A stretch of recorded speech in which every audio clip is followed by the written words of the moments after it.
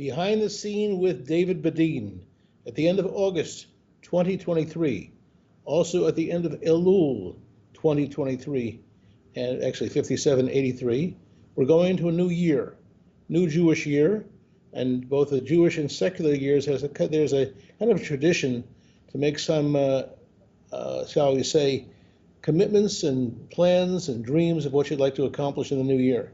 So as an investigative journalist, I'd like to say what are the issues that you'll see it posted on the site very shortly.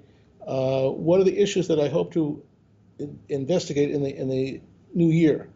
And they're very, very heavy issues, and many of which are strange to a lot of people who are not aware of what's going on here. The first issue is which foreign governments are now funding the current insurrection in Israel. It's not as spontaneous demonstrations. It's well orchestrated. We have a theory, a feeling, an instinct that the American government is behind it, but this has to be looked into.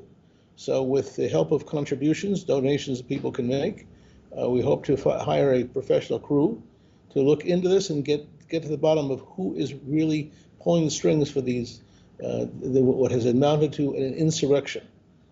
The second issue is at a time when the Palestinian Authority is thought of as a panacea, as the solution for all the problems Israel has with terrorist activity. What current terrorist activity is coming out of the PA, of the Palestinian Authority? Now, this is very important because Israel and the U.S. and the Western countries were hoping that the PLO would go away and the PA would come in its place and would provide a reasonable alternative.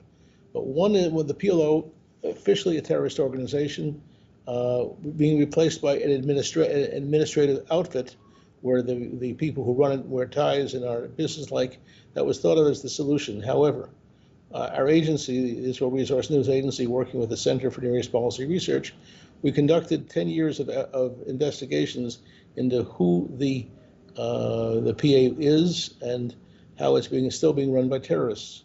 Again, there is information about terrorist activity coming out of the PA, but it's being held back from the public, or at least downplayed. That has to be thoroughly looked into.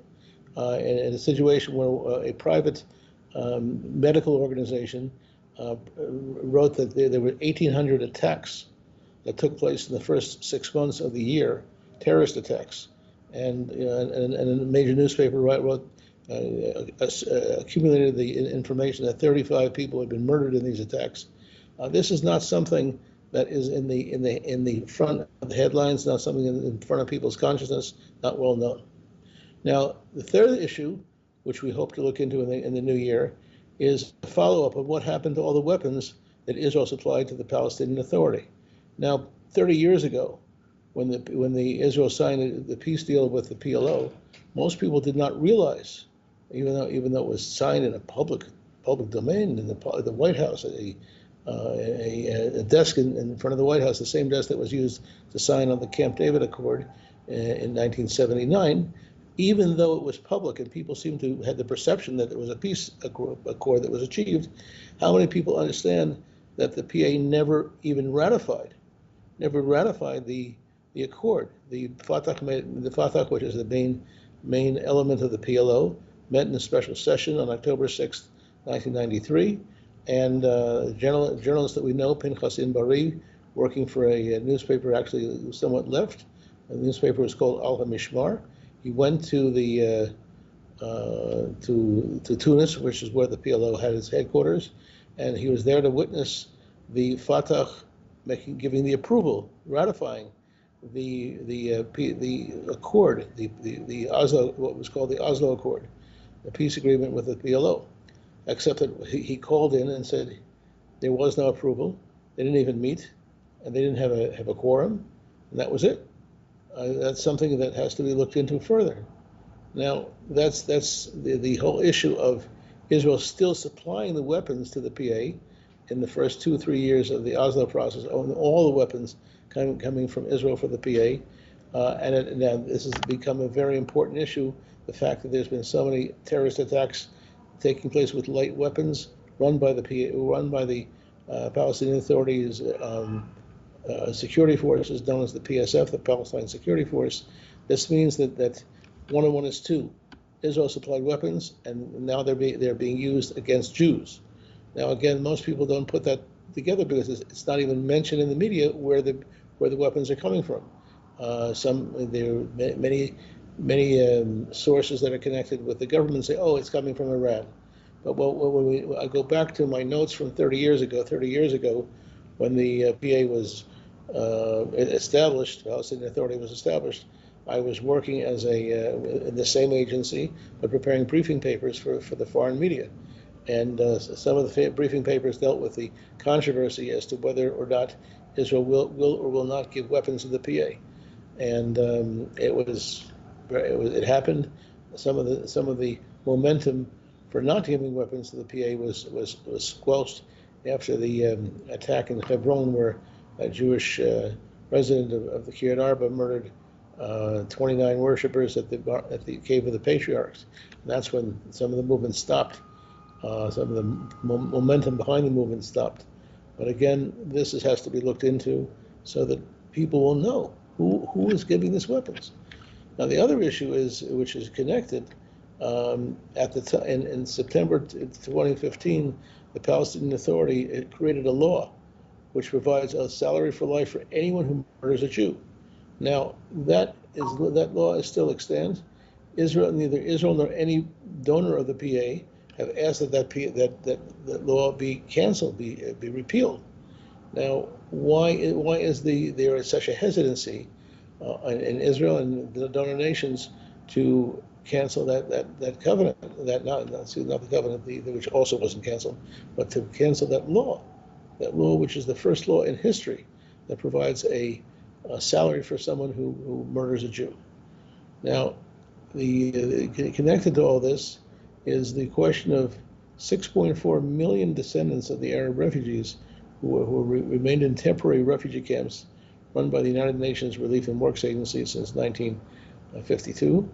And there's no one saying to stop it, to give them an alternative. People living in the refugee camps an alternative place to live, and the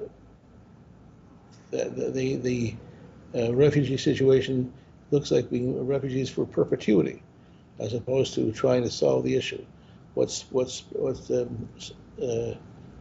the creation of the Israel peace movement? The first issue was the issue of helping the people in the refugee camps get out of the camps in the normal circumstances. That's not happening. I think that next issue has to do with education. What lethal texts and maps are taught in the PA classroom, the Palestinian Authority classroom. It's kind of known, but not well known. It's glossed over, and it hasn't really, the dime hasn't really dropped for most people on the truth that a war curriculum has been established, and in the new school year, which began this week, a renewed school book featuring Dalal al-Mughrabi, who murdered 36 Jews on a bus in 1978. She's the hero, and she's the one she's teaching children to emulate her. That's what's being taught in the Palestinian Ministry of Education. Okay, and last but not least, we're going to research an aspect of Jewish law. Is it permissible to do business with an enemy that pays people to murder Jews? Again, if you sit make a business deal with the Palestinian Authority, someone who lives under the premises of the PA, and you want to do business with the guy, you want to make profits, etc. But at the same time, you know that if he makes profits, he'll use it. He'll often give it to agencies that use it as an incentive to murder Jews. So the question is this permitted by Jewish law? Jewish law it basically works parallel to Western law. Sometimes there's contradictions. Sometimes they go according to their whims. We're not sure. But what we want to know is if it's permissible to do business with an entity that pays people to murder Jews. And I hope to be able to, with a team of professionals, be able to present the issue very well, and then to share with Jews in Israel. This is David Bedein, behind the scene with David Bedein. Thank you.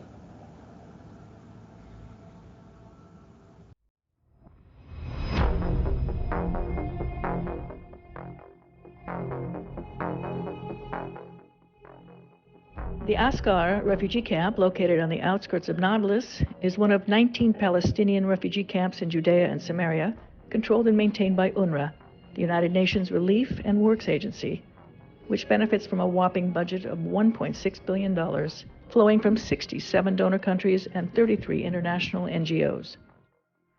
58% of that budget funds the UNRWA school system, which emphasizes and promotes the right of return as the underlying principle for its operations, its very reason for being. احنا تهجرنا من يافا واليوم جايين نحكي عن حقنا بالعودة وبنكافل لحد ما نرجع لأراضينا في يافا وأراضينا بحيفا والليل والرملة إنه راح نرجع قريبا جدا لو شو ما يصير يصير مش راح يصير سلام السلام بدناش إياه. شو بيعلموكم عن حق العودة بالمدارس؟ عطشنا واحنا مشروع شهادة كلنا واحنا لازم ندافع عن وطننا كتير راح ناخذ حقنا والله ينتقم منهم ان شاء الله يموتوا كلهم. القدس عاصمة فلسطين وراح تضلها لنا مش راح تتغير راح تضلها لنا. المستوطنين اللي فيها كلهم راح ينطخوا. يا توتة الدار صبرك عالزمان انجار لابد ما نعود مهما طول المشوار يابا يابا يابا يابا يابا. وحابة أقول لكم إنه مفتاح العودة لساته معنا وراح نفتح يوم من الأيام في بيوتنا. مثل إني بتعلم بجهدي وحق إني آخذ وطني ونحرر فلسطين، يعني الناس الشهداء يعني بيقدروا يحرروا فلسطين إذا بنضلهم هيك.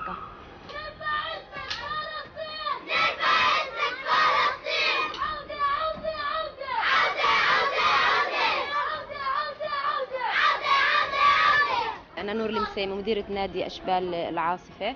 إحنا كل سنة اللجنة الوطنية بتعمل نوادي صيفية في مخيم عسكر. قسمنا الأطفال ل4 مجموعات حتى بأسماء شهدائنا في مخيم عسكر، أساسهم يضلوا حاضرين في ذهنهم وفي أفكارهم ويتعلموا منهم البطولة ويضلهم مستمرين في درب المقاومة. وفي عندهم يعني كل طفل مستعد يكون مشروع شهيد مقابل إنه يحافظ على المبادئ اللي إحنا مترسخة عنا، حقنا في العودة وإن شاء الله انتفاضة أقوى جاية وهدول أطفالنا هم اللي راح يقودوها. The delusion of refugees going back to homes they left in the wake of the 1948 war, homes which are long gone, has turned into the source, the motivation, and the promoter of the armed rebellion against the Jews.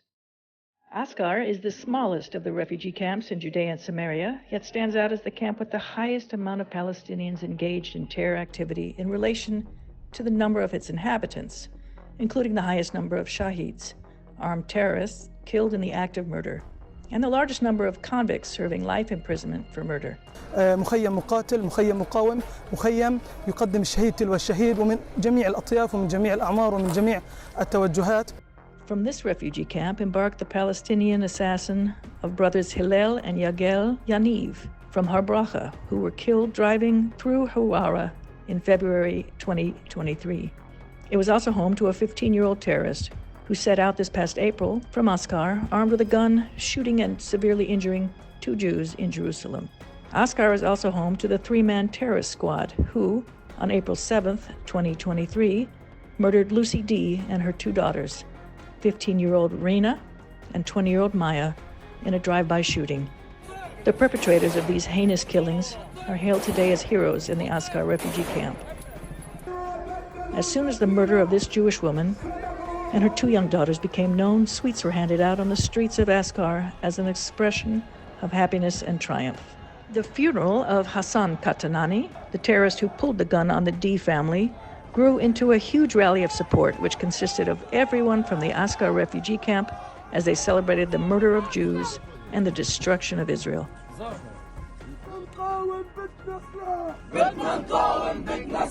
مين بطل المخيم؟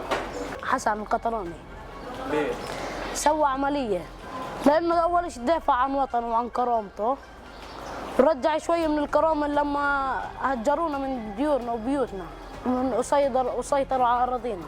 مين هدول؟ إبراهيم النابلسي وبديع الحواح وعبد الله الحصري، أحمد السعدي. مين هدول؟ مين هدول؟ استشهد. ايه؟ كل مخيم أبطال، في صالح صبرا وفي معاذ المصري وفي حسن قطناني وفي كتير شهداء عسكر. ونعطي لأخوتنا المقاومين نهديهم سلام والله يحمي كل واحد مقاوم. تحية لكتيبة عسكر وكتيبة جنين وكتيبة بلاطة. هذا عمي الله يرحمه استشهد 2022 28/10/2022. وين استشهد وكيف استشهد؟ عملية على حشيش حوارة. Posters with pictures of the killers were plastered in every corner of Oscar, while songs of praise for the murderers were composed in their honor. Oscar's UNRWA summer camps were even named for these murderers. صورة البطل إبراهيم النابلسي لأنه كان مرعب، كان مش مطارد، كان يطارد. إني بحب إبراهيم لأنه يعني كان قدوة لكل شباب نابلس، كان قدوة لكل أطفال نابلس. صورة الشهيد البطل عبد الله الحصري، أرعب كيان وأقسم ومدمرهم، أسير وجريح وشهيد. أنا حبيته عشان كان مقاوم ودافع عن وطنه. The family of Hassan Katanani was congratulated with pride and approval that their son had the honor to kill a Jewish woman and her 2 young daughters while driving in their car to meet family members during the Passover holiday. They expressed their hope and wish that the terrorist young children would go in the footsteps of their father and merit to become holy shaheed, just like their blessed father. The terrorist mother expressed herself in her own way. احنا لازم نقتلهم في بلادنا، في عيالنا، في أظافرنا، ناكلهم بسناننا ناكلهم اليهود. هم أعدائنا بالأول والآخر اليهود. الله يكرمني وأربيهم هالأولاد يطلعوا زي ما بده زي ما بده ربنا إن شاء الله. يكونوا من حفظة القرآن من الصالحين البارين إن شاء الله. مجاهدين في سبيل الله كمان. كنا بالنهاية على هالدرب يعني الجهاد واجب علينا. الحمد لله على كل حال. Memorial ceremonies for holy martyrs and festivals celebrate the release of terrorists from prison at weddings and family celebrations accompanied by shooting rifles and pistols.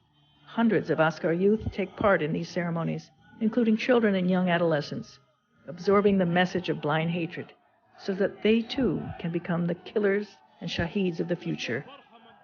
The amount of weapons in the Oscar refugee camp are huge. Oscar now boasts at least 200 wanted terrorists just waiting to commit the next acts of murder. This is how the right of return, the reason for being of UNRWA, has become a source of lethal violence that surpasses the organization's hollow slogans for peace. The time has come for donor nations to think again about blind support for UNRWA.